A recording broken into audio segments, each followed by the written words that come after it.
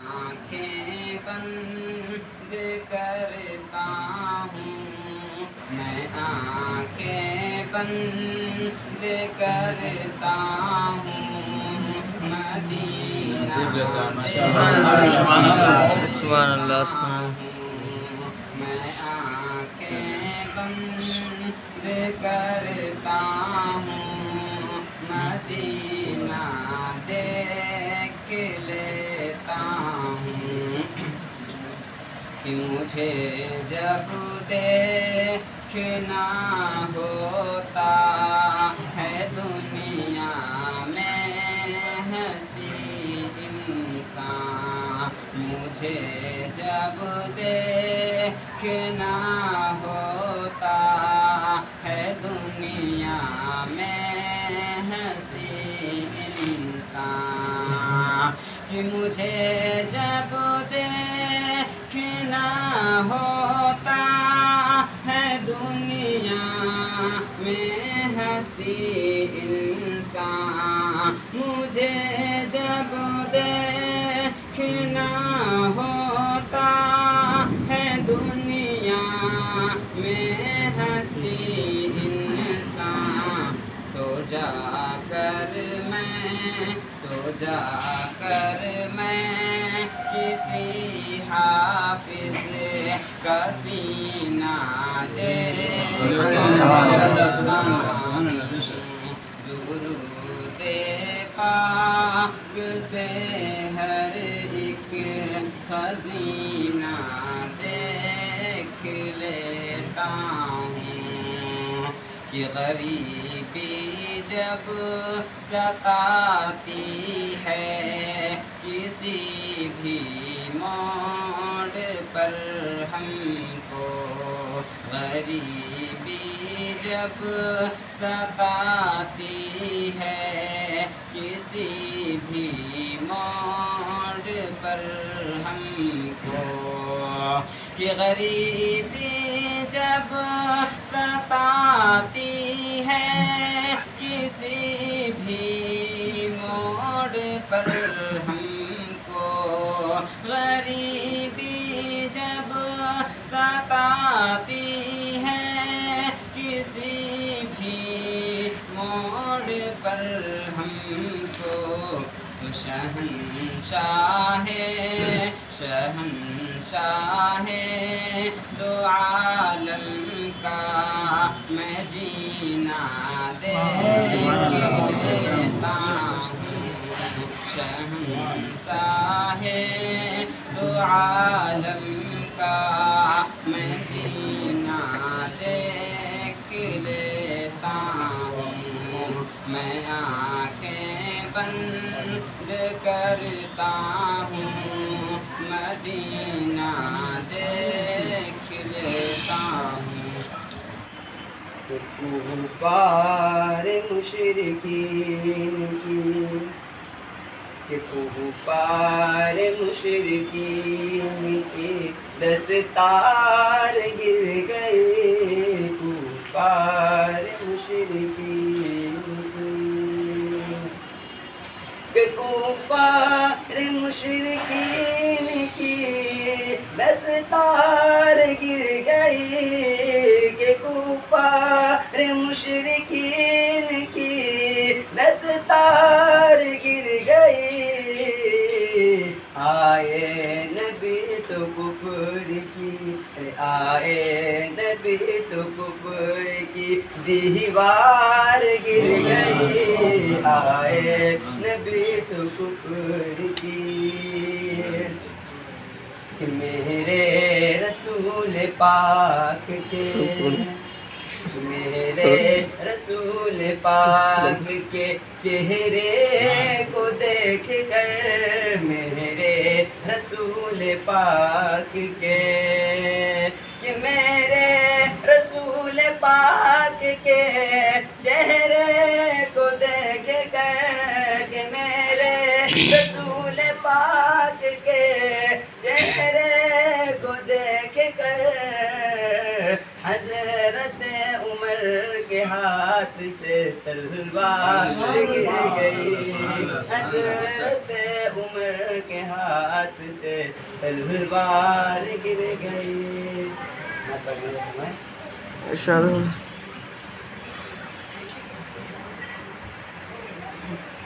میں چھیڑوں نعت کا جب اشیاء،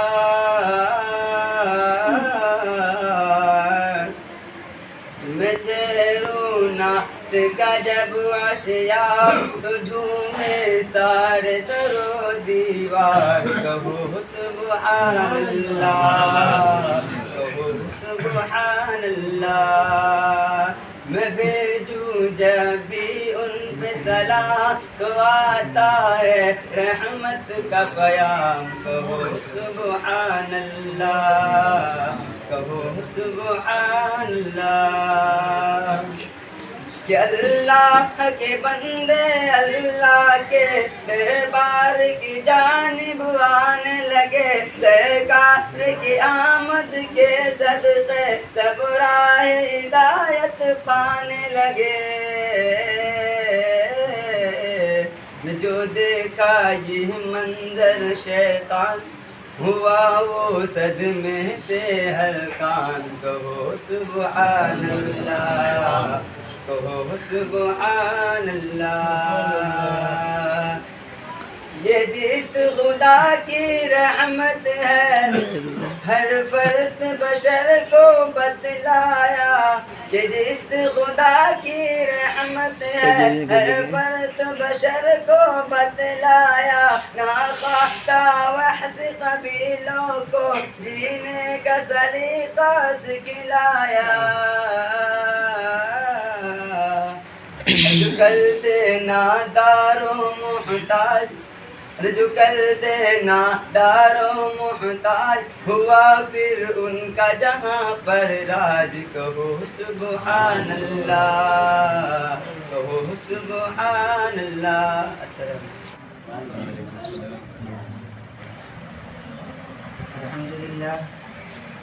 الحمد لله نحمده ونستعينه ونستغفره ونؤمن به ونتوكل عليه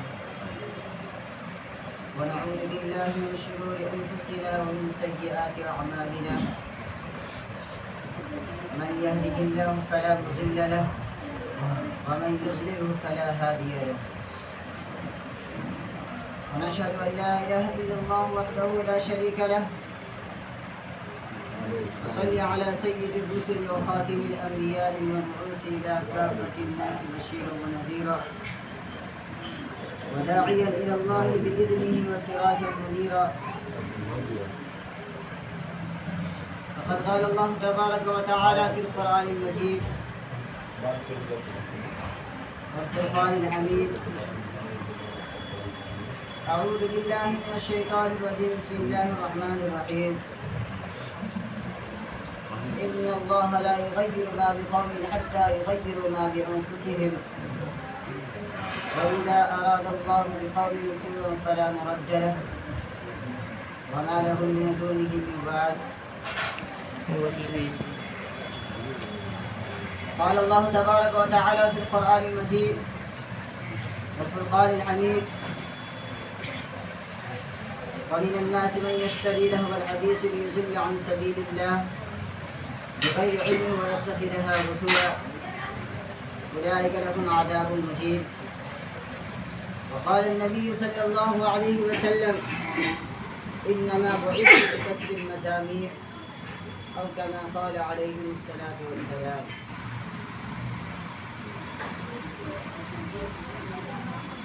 اللهم صل على سيدنا محمد وعلى آل سيدنا محمد وبارك وسلم.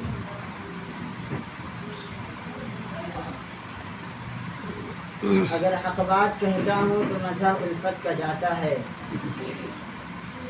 اگر حق بات کہتا ہوں تو مذاق الفت کا جاتا ہے، اگر خاموش رہتا ہوں تو کلیجہ منہ کو آتا ہے. پھر بھی ہم حق بات کا ہر وقت اظہار کریں گے، پھر بھی ہم حق بات کا ہر وقت اظہار کریں گے. منبر نہیں ہوگا تو سرے دار کریں گے، اس لیے کہ جس کام کے لیے آئے وہ کام نہ بگڑے، جس کام کے لیے آئے وہ کام نہ بگڑے، سر جائے تو جائے مگر اسلام نہ بگڑے۔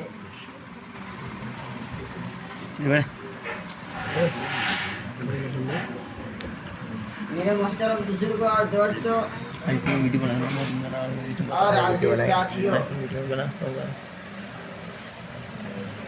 اور دور دراز سے آئے ہوئے مہمانان اعظام،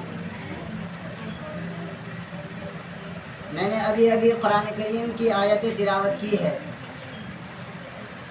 قرآن کریم کی آیتیں چند جگہ سے چند قرآن کریم کی آیتوں کا ٹکڑا آپ حضرات کے سامنے پڑھا ہے۔ دعا کرے کہ اللہ تبارک و تعالی ان آیت کریمہ کی روشنی میں کچھ باتیں عرض کرنے کی توفیق عطا فرمائے۔ آمین۔ میرے محترم بزرگوں اور دوستوں، بلا شبہ اللہ رب العزت کسی قوم کی حالت اس وقت تک نہیں بدلتا ہے جب تک وہ اپنے آپ کو نہ بدل لے۔ پھر اللہ تبارک و تعالیٰ کی طرف سے آفت و مصیبت آتی ہے، پھر کسی کے ٹالے نہیں ٹلتی۔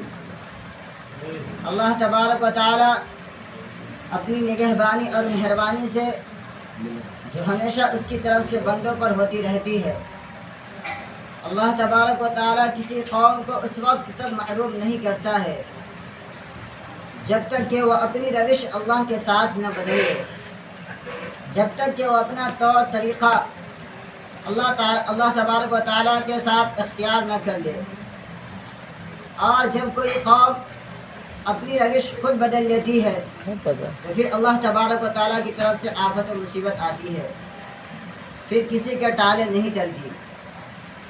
میرے محترم بزرگوں دوستو،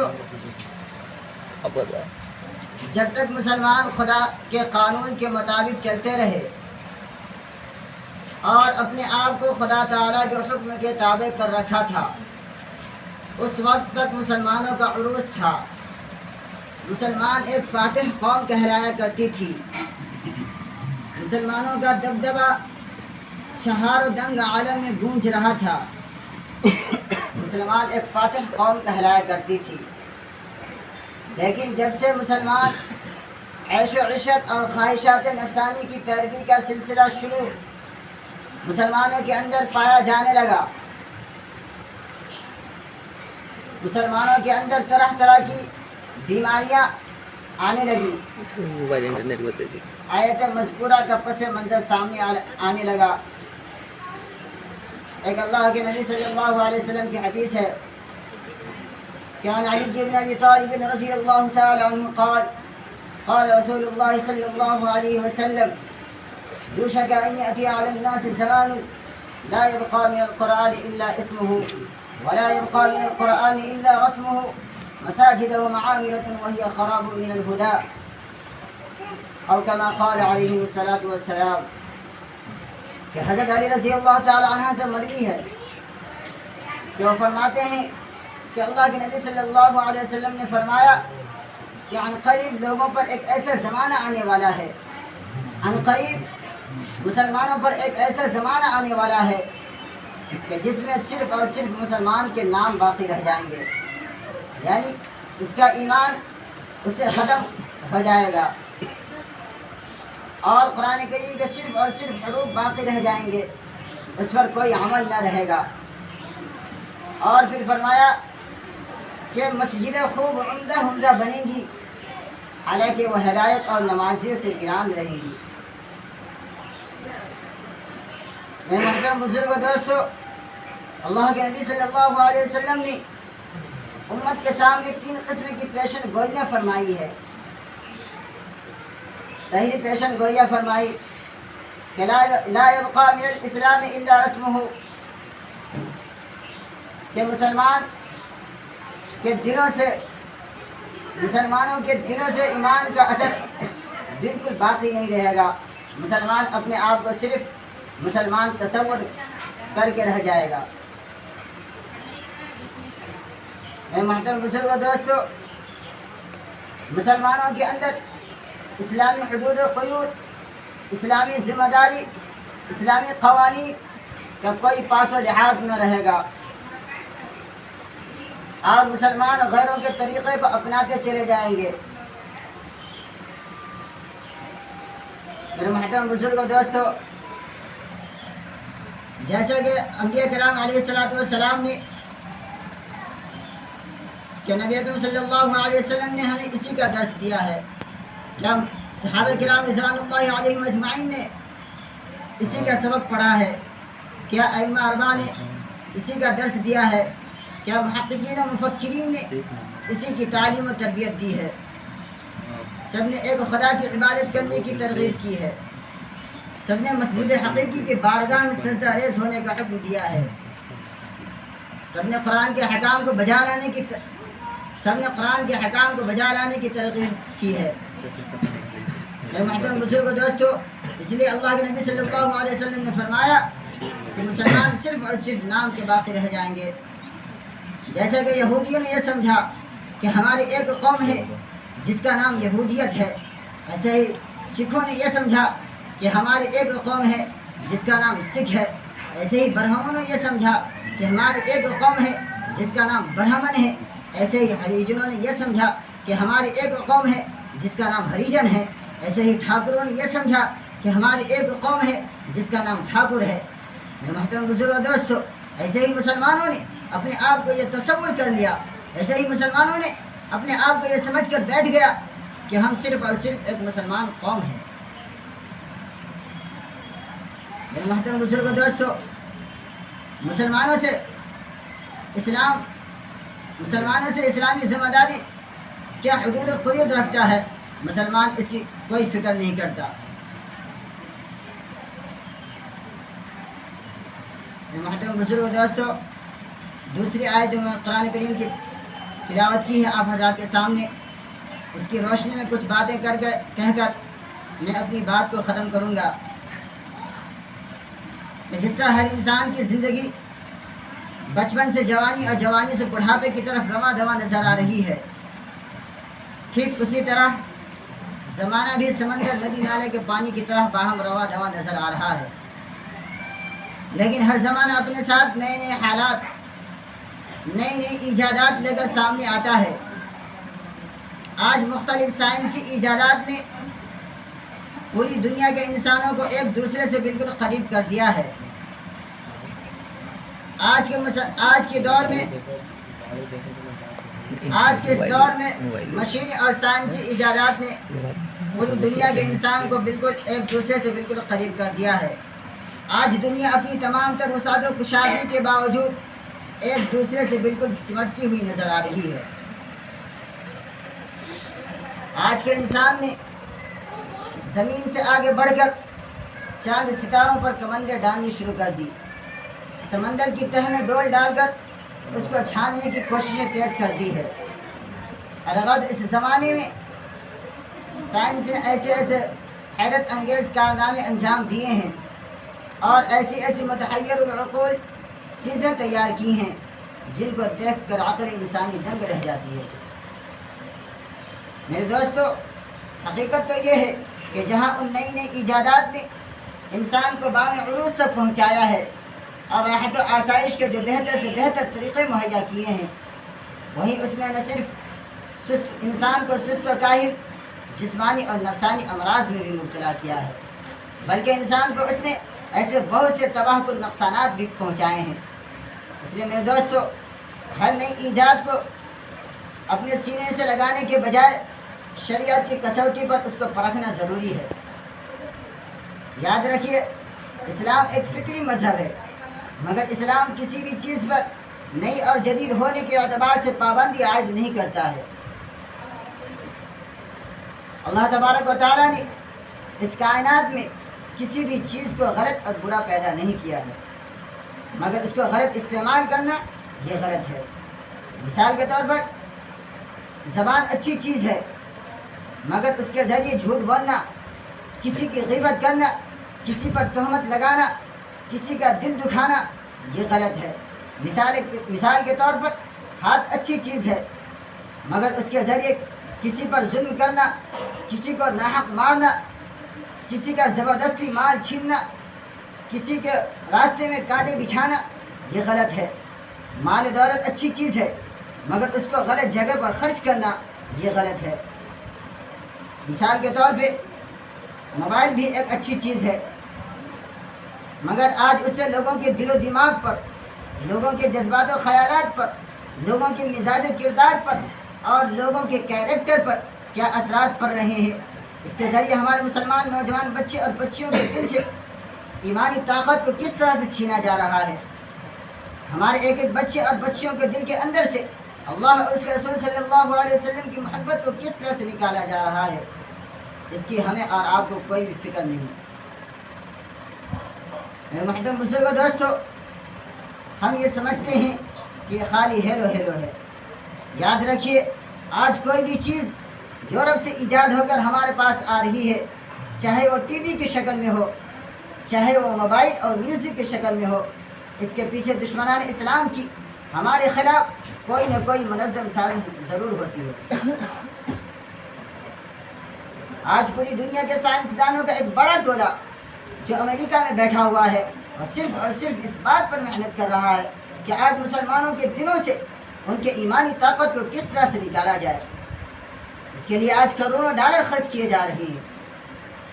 میرے محترم بزرگوں دوستو، آج ہماری اور آپ کے موبائل پر جو رنگ ٹون بجتی ہے، ہم سمجھتے ہیں کہ صرف اور صرف ایک فلمی گانے کی میوزک ہے، مگر نہیں۔ یاد رکھیے، ہر رنگ ٹون کے اندر ایک غیر محسوس طریقے سے وہ اپنا پیغام بھیج کر ہمارے دل و دماغ کو اپنے کنٹرول میں کرنے کی بھرپور کوششیں کر رہے ہیں۔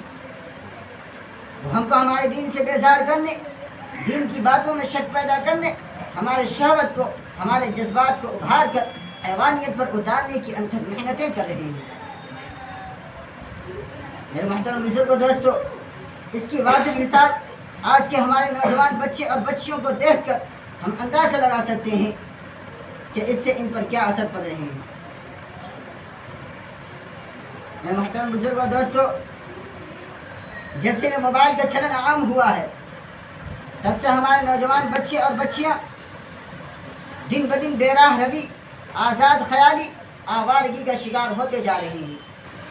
جب سے یہ موبائل عام ہوئی ہے، تب سے ہمارے نوجوان بچے اور بچیاں نہ صرف دین سے کوسوں دور ہوئے ہیں، بلکہ 90 اور 95% بچے اور بچیاں عشق و محبت کے مرض میں مبتلا ہوئے ہیں۔ اس موبائل کے ذریعے یا تو ہمارے نوجوان ہر وقت گانے اور میوزک سننے میں مست ہوتے ہیں، یا پھر کسی نہ کسی سے عشق و محبت کی پنگے لڑانے میں مصروف ہوتے ہیں۔ اس موبائل کے ذریعے آج ہزاروں بلکہ سینکڑوں اور ہزاروں نوجوان بچے اور بچیوں کی زندگیاں تابناک ہونے کے بجائے دن بدن تاریک سے تاریک تر ہوتی نظر آ رہی ہیں۔ اس موبائل کے ذریعے آج دشمنان اسلام اچھے گھرانوں کے شریف زادیوں کو ان کے گھروں سے شکار کر کے بے حیائی وہ رونے لگا تو اس لڑکی نے اپنے ہی ہاتھوں سے اس کا گلا دبا دیا، وہ معصوم بچہ اسی وقت مر گیا۔ میرے محترم بزرگوں دوستو، اس واقعہ کو انجام دینے کے بعد وہ لڑکی جا کر چھت پہ سو گئی۔ جب صبح ہوئی تو اس لڑکی نے خود ہی شور مچانا شروع کر دیا۔ آس پاس پڑوس کے لوگ جمع ہو گئے، پولیس آئی۔ اس نے جب یہ دل دہلا دینے والا منظر دیکھا تو پولیس والوں نے سب سے پہلے اس لڑکی کو اس شک کی بنیاد پر پکڑا کہ یہ تنہا اکیلی کیسے بچ گئی۔ جب اس کے موبائل کو اپنے قبضے میں لیا، اس کے موبائل کو اپنے قبضے میں لے کر چیک کیا تو پتہ چلا کہ یہ روزانہ ایک نمبر پر 20-30 کالیں کیا کرتی تھی۔ میرے محترم بزرگوں دوستو، بالآخر اس کے عاشق کو بھی گرفتار کر لیا گیا۔ آج وہ دونوں الگ الگ جیلوں میں پڑے سر رہے ہیں۔ کسی نے خوب کہا ہے کہ نہ خدا ہی ملا نہ وصال صنم، نہ خدا ہی ملا نہ وصال صنم، نہ ادھر کے رہے نہ ادھر کے رہے۔ میرے محترم بزرگوں دوستو، آئے دن ایسے دل سوز اور ہوش ربا واقعات اخباروں کی زینت بن رہی ہیں۔ اس لیے میرے دوستو، ہم لوگوں کی یہی کوششیں ہونی چاہیے کہ گھر میں نوجوان بچے اور بچیوں کے ہاتھوں میں یہ مصیبت نہ آنے پائے، بلکہ میں یہاں تک کہتا ہوں کہ گھر کی عورتوں کے ہاتھوں میں یہ لعنت نہ پہنچنے پائے۔ میرے محترم بزرگ و دوستو، اس دور میں کون کب کیا کر ڈالے کسی سے کوئی امید اور توقع نہیں کی جا سکتی۔ جب آدمی عشق و محبت کے بھون میں پھنستا ہے، اس کے اندر عشق کی چنگاری بھڑکتی ہے، تو اس کی عقل ہی کام کرنا چھوڑ دیتی ہے، گویا کہ وہ آدمی آدھا پاگل ہو جاتا ہے۔ وہ اپنے آپ کو یہ تصور نہیں کر سکتا کہ مجھے کیا کرنا چاہیے اور مجھے کیا نہیں کرنا چاہیے۔ عشق غالب نے کیا ہی خوب کہا ہے کہ عشق نے غالب نکما کر دیا، کہ عشق نے غالب نکما کر دیا، ورنہ ہم بھی آدمی تھے کام کے۔ میرے محترم بزرگ و دوستو، دوسری چیز جو میں آپ حضرات کے سامنے عرض کر اپنی باتوں کو ختم کروں گا، وہ دوسری چیز یہ ہے جو ہمارے اور آپ جو ہمارے نوجوانوں کے اندر زیادہ نقصان دہ ثابت ہو رہی ہے، وہ ہے انٹرنیٹ۔ میرے محترم بزرگ و دوستو، اس میں کوئی شک نہیں کہ انٹرنیٹ معلومات حاصل کرنے کے لیے اچھی چیز ہے، مگر آج کل شیطان کے چیلے چپاٹوں نے اس کا غلط استعمال کرنا شروع کر دیا ہے۔ اس کے ذریعے فحاشیت اور یانیت کو عام کرنے کی بھرپور کوششیں کی جا رہی ہے۔ اگر کوئی پڑھنے والا طالب علم انٹرنیٹ پر بیٹھے ہوا اپنی پڑھائی کر رہا ہوتا ہے تو اچانک دشمنان اسلام اس کے کمپیوٹر کے اسکرین پر پیشہ ور نوجوان لڑکیوں کی ننگی تصویر بھیج کر اس کو یہ پیغام دیتے ہیں کہ اگر آپ ہمارے ساتھ تعلق قائم کرنا چاہتے ہیں تو اس نمبر پر رابطہ کریں۔ میرے محترم بزرگوں دوستو، ابھی تک وہ نوجوان بالکل یکسو اور خالی دماغ ہو کر اپنی پڑھائی کر رہا ہوتا ہے، اب اس کے دل و دماغ میں ایک شہوانی طوفان برپا ہو جاتا ہے۔ یہی وجہ ہے کہ آج ہمارے نوجوان بچے اور بچیاں اس کے ذریعے پڑھائی کرنے کے بجائے اس کے ذریعے عشق و محبت کی پنگے لڑانے میں مصروف ہوتے ہیں۔ آج کل ہمارے نوجوان لڑکے اور لڑکیاں ایک دوسرے سے دوستی کرنے کے لیے انٹرنیٹ پر اپنی تصویروں کے ساتھ موبائل نمبر بھیج کر چیٹنگ بازی کرتے ہیں، جس کا آج یہ نتیجہ نکل رہا ہے کہ آج مسلمانوں کی لڑکیاں غیر مسلم لڑکوں کے ساتھ بھاگ رہی ہیں۔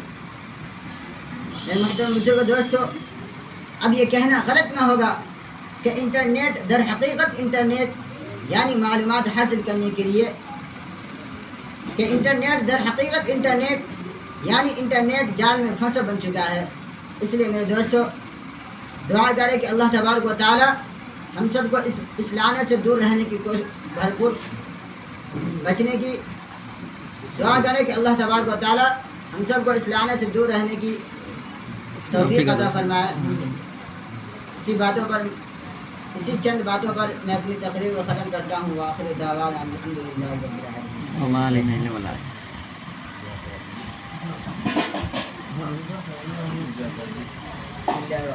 ارشاد نبوی ہے کہ دین کی باتیں ایک دوسرے تک پہنچانا صدقہ جاریہ ہے، تو کیوں نہ ہم صدقہ جاریہ کر کے ثواب کے مستحق بنیں اور ویڈیو کے شیئر کریں۔ اور انشاءاللہ العزیز پھر اگلا ویڈیو ملیں گے ہم انشاءاللہ۔